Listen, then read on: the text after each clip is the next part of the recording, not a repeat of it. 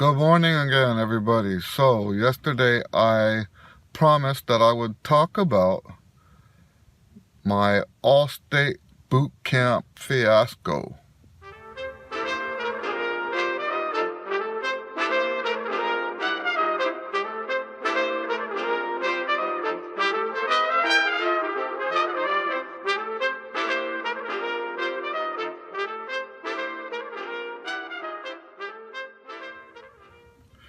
Here we are, day 2 of 2 weeks of master classes at Taylor High School. I'm here early. I'm always early, and early enough to make a video.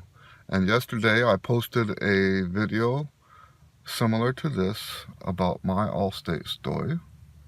And by the way, I read your comments, and I don't have time right now to respond, but I will respond to your comments sometime today. I don't like responding on my phone, so it will be a while, probably sometime in the afternoon. I do have a full day of teaching today after this, so I might have to wait until the evening to respond to your comments. All right, but I will. So, what is the All-State Boot Camp Fiasco? Well, let me give you a little bit of background. This happened about between 10 and 15 years ago, and I had this great idea. So here in Houston, I don't know if it's the same everywhere, region is the first week of December-ish, right? And that's what happens right before that is Thanksgiving break. And I had this great idea, and really, if you look at it from this perspective, it really is a great idea. I was going to give coaching sessions to students who needed help with the All-State music. They would have an hour-long coaching session, practice session, 5 days in a row. And these would be different from lessons. With lessons, we discuss stuff. And I promised the students that there would be no discussion. I would just coach them, and they would have the best practice time of their life. And that's how it worked out. So Monday, Tuesday, Wednesday, Friday, Saturday, they each got an hour each for each of those days. So 5 hours of coached practice time. And so, yeah, there was no talking. I told them there would be no talking. It was all practice. Do this, do that, do this, do that, do this, do that. And the idea was that if they had that kind of intense work invested into the music, they would be ultra prepared for what happens the following weeks. And the first day it seemed like that was going to be great because, here's the thing, one thing that sets me apart from most teachers is that I make a priority of teaching you how to practice. Most teachers tell you how to play, which I believe is the easiest thing to do as a teacher. I mean, think about it. I'm on a few different forums on what they call them, groups on Facebook, and people will post up stuff and ask for criticism. And everybody and their dog and their grandmother has criticism for you. You don't have to have any skill to tell somebody they're doing it wrong, right? I mean, that's the easiest thing you can do. And also along with that, telling them what to do. Tongue like this, make that note short, make this long, get a better sound. That's easy teaching. Anyone can teach that. So no, what makes me different is that I make a priority out of teaching you how to practice, right? And so I consider myself something of an expert on the art of practicing. Maybe that's a little arrogant, but when I talk to other people and ask them about what they consider good practice, I'm not basing my confidence, calling myself an expert, I'm not basing that on how good I am. I'm basing it on my conversations with other people, because apparently nobody knows how to practice. So, and I've turned it into something of a science. Okay? And so, yes. So understanding that, if you've got 5 hours with me and we're not going to talk, all we're going to do is practice, that should be some powerful stuff, right? And it was. That first day was powerful. We had transformed whatever it was that we worked on with all of the students that signed up. They were individual. It wasn't a class. Okay, don't get me wrong. It wasn't a class. It was just like private lessons, except that we weren't talking about anything. I was just directing them in the right direction, how to practice. And it worked the first day. Whatever it was that we fixed got fixed. Just as well as I had imagined that it would be. Okay? But here's the problem. We got there, they showed up the second day. And this was true for all of them that signed up. They got there the second day, and all the work we did the day before was gone. Gone. It was like we never even met the day before.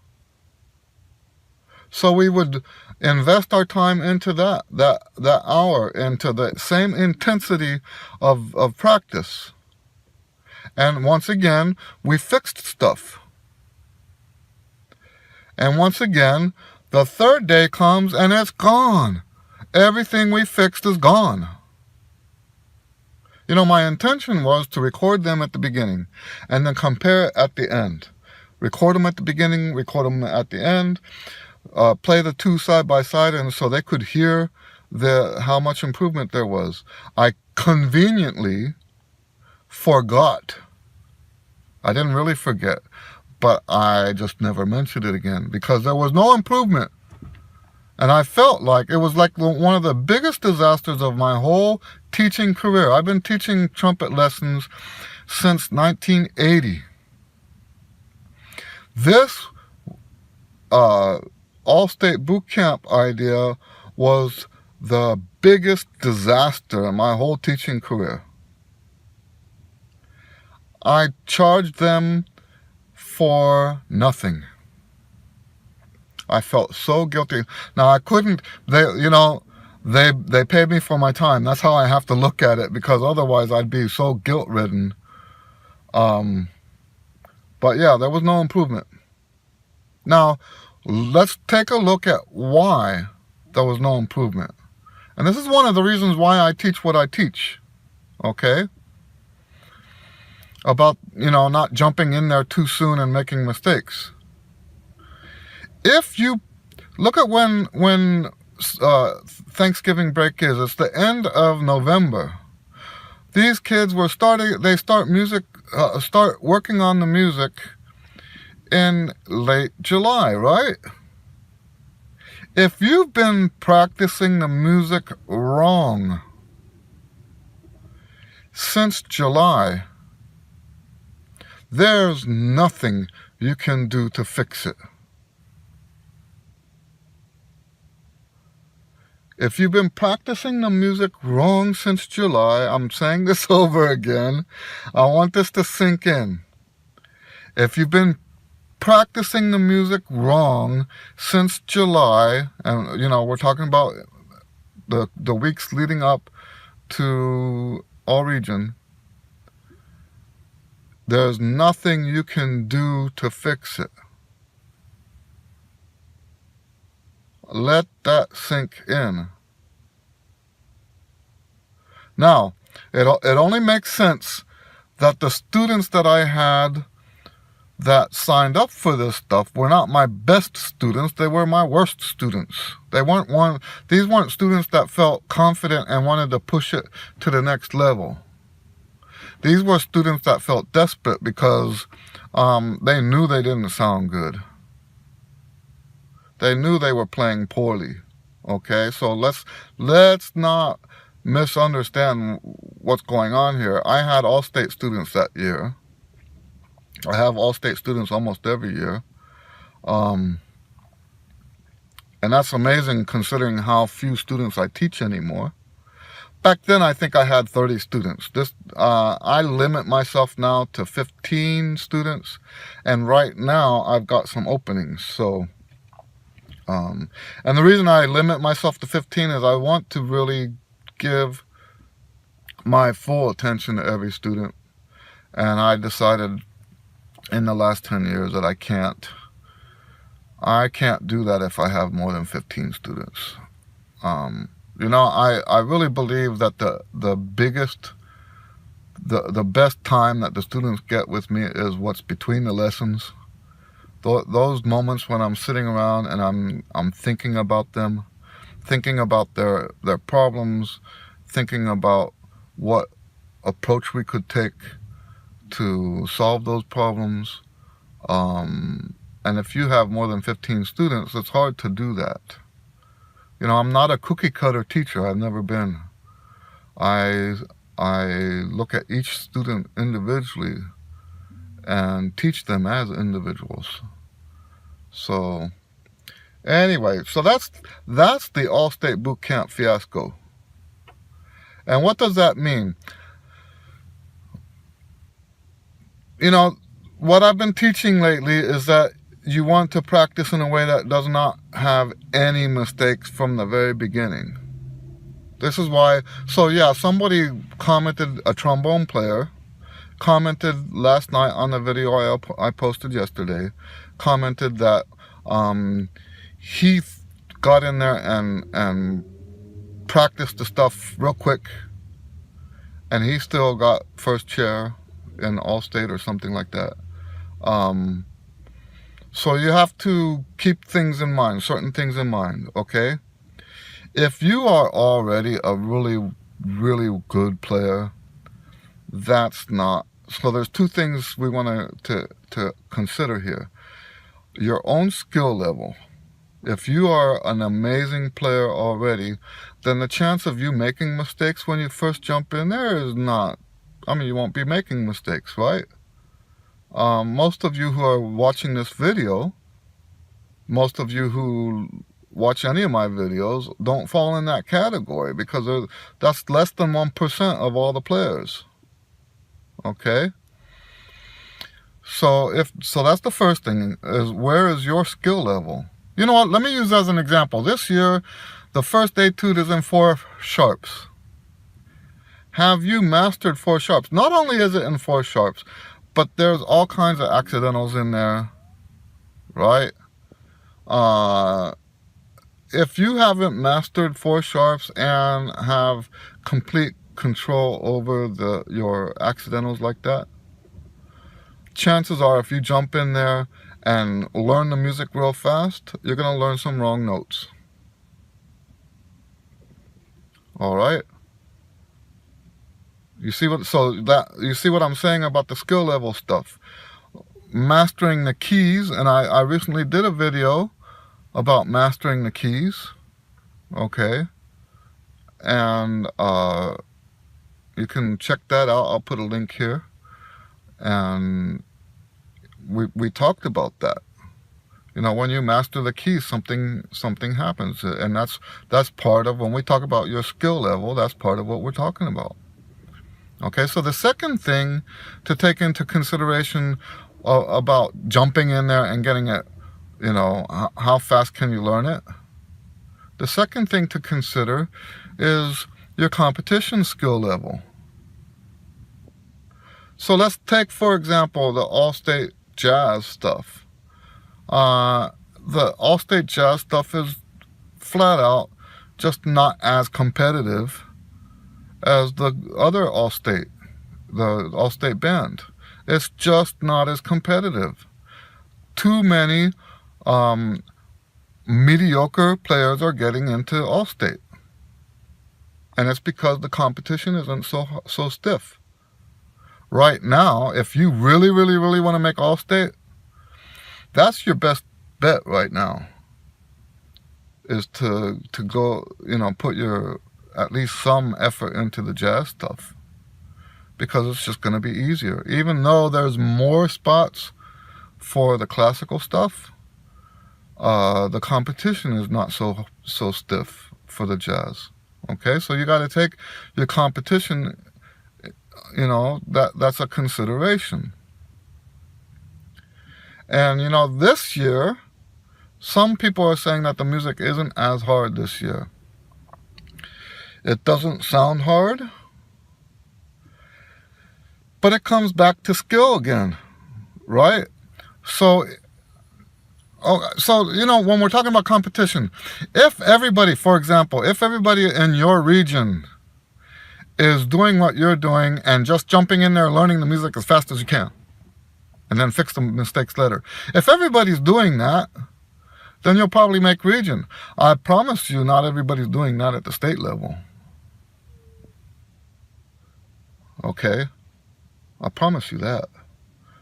Just looking at just my students, my promise is already good, right? But I can't believe that other teachers are saying, hey, learn this as fast as you can. If you've got a teacher telling you that you need to learn the All-State music as fast as you can, I don't normally say stuff like this, but if that's your teacher's philosophy, you might want to start looking for another teacher. All right?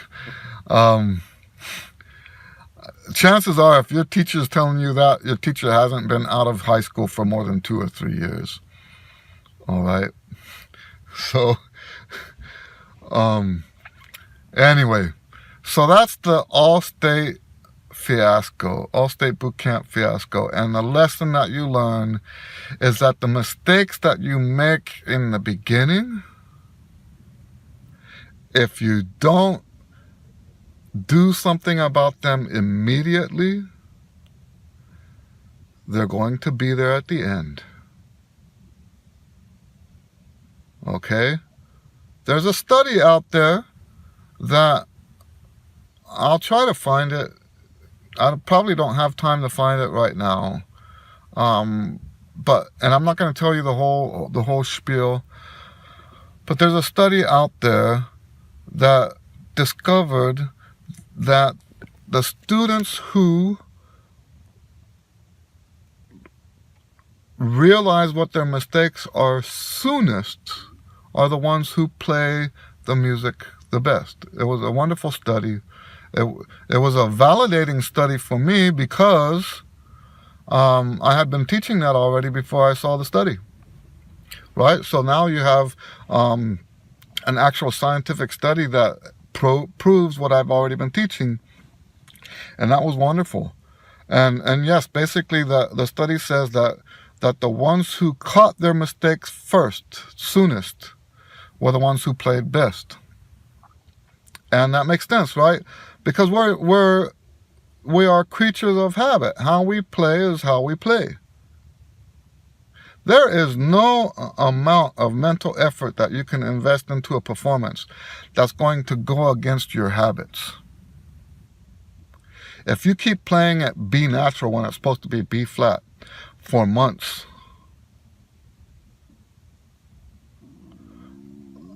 there's no amount of mental effort that you can apply that will turn that into a B flat. Okay? So, be thinking about that. That's why you want to have, okay, and what's the old saying that prepares you for this kind of approach? Look before you leap. You know, I teach the working backwards method for practicing. I've been teaching that for decades. But the guy who's credited as inventing the working backwards method, his name is Theodore Leschetizky. He was also credited for a quote that I love.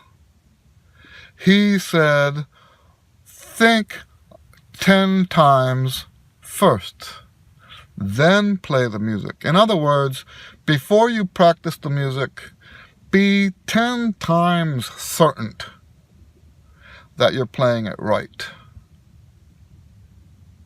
And you know what? Even if you have, let's end with this.